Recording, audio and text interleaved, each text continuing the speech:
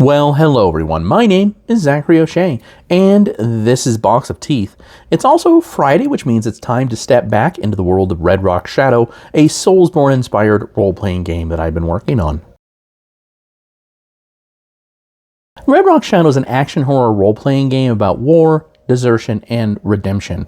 Loosely based on the Great War, or World War I for most of us, it takes place in a pastiche of Europe from that era.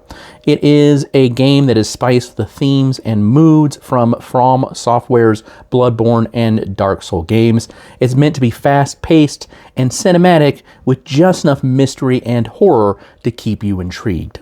Players take the role of deserters, soldiers that realize there's something very wrong and downright supernatural about the war. They also have a unique connection to the substance that fuels the war, known as Krur. With these Krur-fueled abilities, they can mow down foes ranging from beleaguered soldiers, mutated beasts, to demons, and beyond. All of them seek a way out of the eternal trenches, or perhaps a way to destroy it. They form a squad together whose camaraderie will help them make it through the worst types of conflicts. But what about Krur itself? What exactly is this strange substance? In layman terms, Krur is a composite mineral that has been previously undiscovered that grows as kind of warty growths amid the eternal trenches.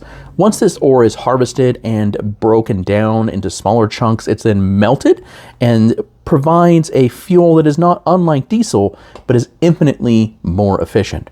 It is also remarkably compatible with biological systems, and this has allowed a rapid advance in Krur-driven prosthetics that keep soldiers in the war. This is also a lie that Command tells everyone.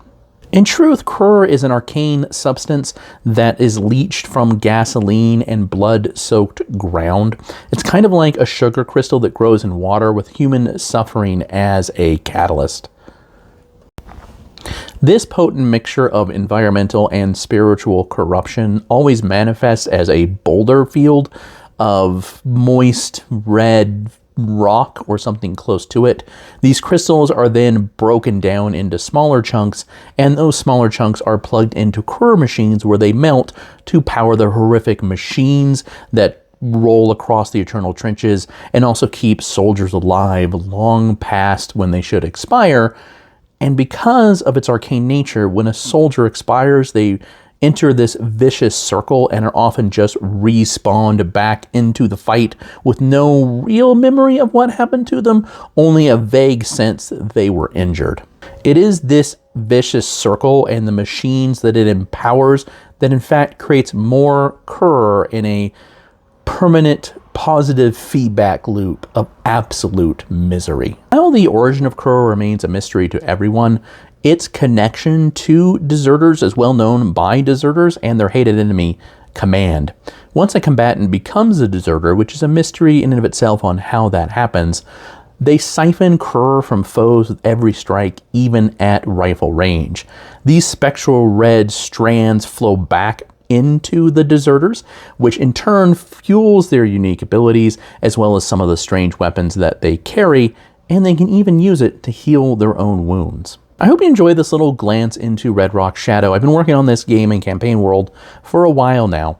Even last year, I went ahead and put up a ashcan over on Itch and TTRPG that you can still get. It uses the Lumen system, but since then I've moved on to my own homebrew system I've been working on, playing every week with friends, getting input from other people, and it's getting closer and closer to being finished as I continue to also flesh out the world. It's been a lot of fun. I'm really glad I can share it with all of you. If you're interested in it or other role-playing projects that I have, or the horror fiction that I write that includes Grease Paint right here, book 2 should be out sometime this summer, stay tuned, you can always go to www.zacharyoshea.com. If you prefer the Dungeons & Dragons content that I have that's all for 5th edition, it's all horror themed, and it's all perfectly free, you can go to boxofteeth.blogspot.com. As always, I appreciate your time and your attention, and I hope you have a great week ahead of you. Actually, I hope you have a great weekend. I think that sounds better right now, doesn't it?